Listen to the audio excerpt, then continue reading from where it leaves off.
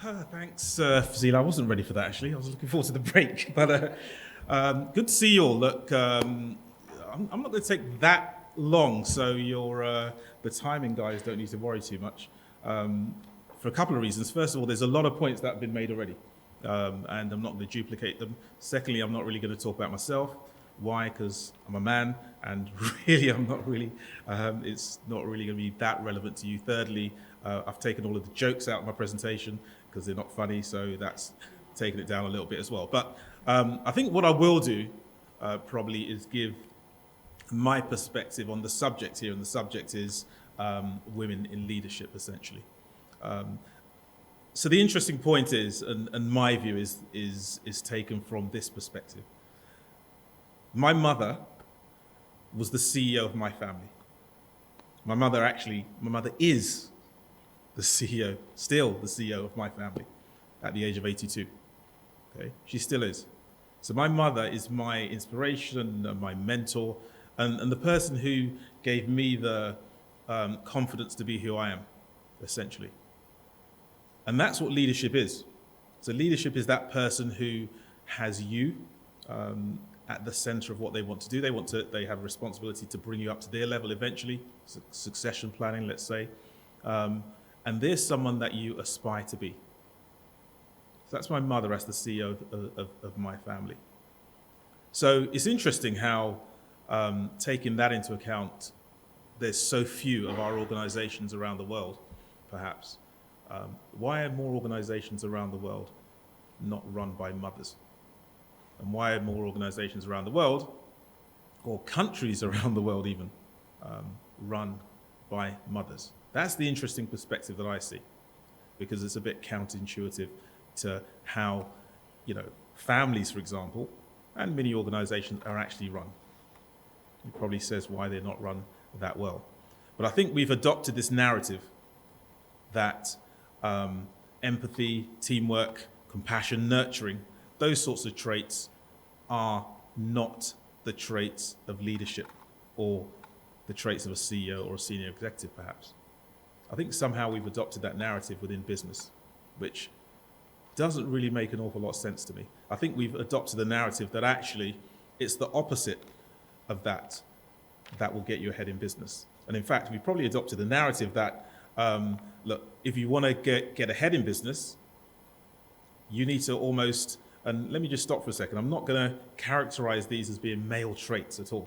I'm not going to go down that line. I'm just going to say that we've been probably nurtured to view a certain type of leadership to be the way to go forward. And that's translated into a kind of narrative that says that, therefore, if you want to get ahead in business, you almost need to be superhuman or a superwoman. And that also doesn't make sense. So I don't have any statistics. I'm not going to pull up any statistics to prove that, but it is a perception. How far-reaching that perception is, I don't know, but it certainly is a pervading perception in probably a lot of us. And that's quite interesting to me.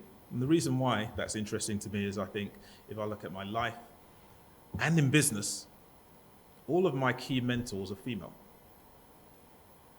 Okay, so that goes counterintuitive to some of the behaviors or the way senior executives act. So most of my mentors are female, so that's quite strange to me that this perception persists. But there is an interesting factor to all of the people I look up to, and that's that they've never conformed to any kind of stereotype. Okay?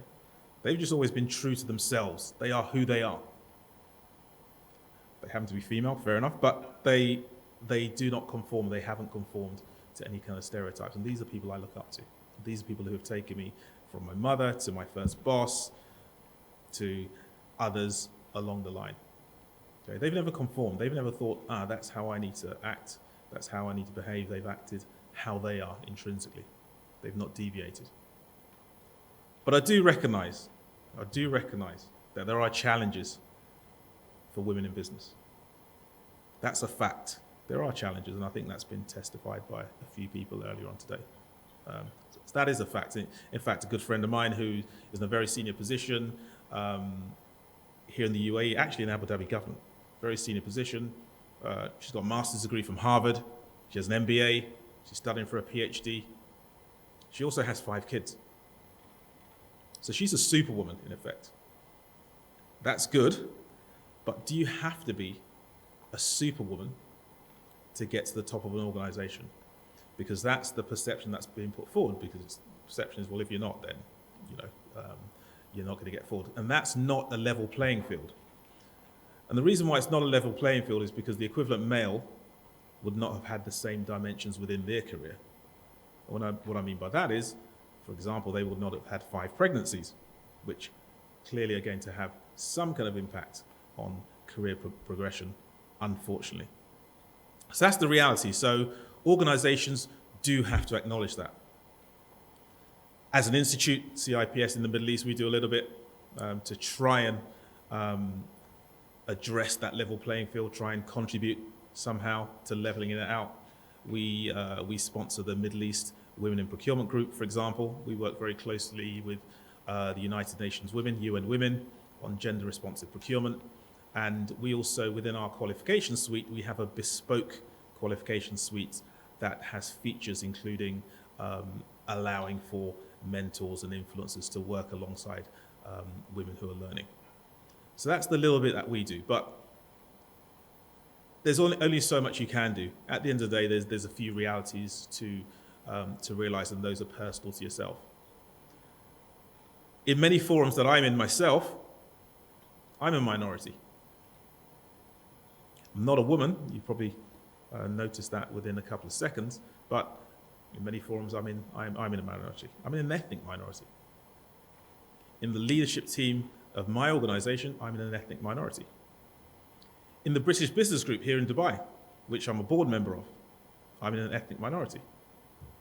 But it's interesting, because in reality, I don't see that as a disadvantage at all. I see that as a positive. If I want to stand out, it allows me to be seen and noticed, actually. And I've always seen that as not being, and that's quite interesting because I said I'll be short, but anyway, the guys, I've never seen that as being a barrier to me getting to a position in my life or in my career or staying in that position at all. I think in the words of Kanye West, it's almost my superpower. Right? That's how I see it. So, my message to anyone who feels that they need to be more inclusive, look at your difference as an advantage and not a disadvantage, and the rest will follow. I think finally, in the words of a lady called Sherry Heinisch, who I know very well, who commonly known as the supply chain queen, she once said, the phrase she sees is that if you want to be it, you got to see it. Okay? If you want to be it, you got to see it. And I think that's why forums like this are very, very important. It gives everyone the opportunity to see and have testimony from real leaders, female leaders, and just by seeing that will give the perspective and the inspiration to create, I think, the female leaders of the future. So that was my not so very brief introduction. Thank you very much.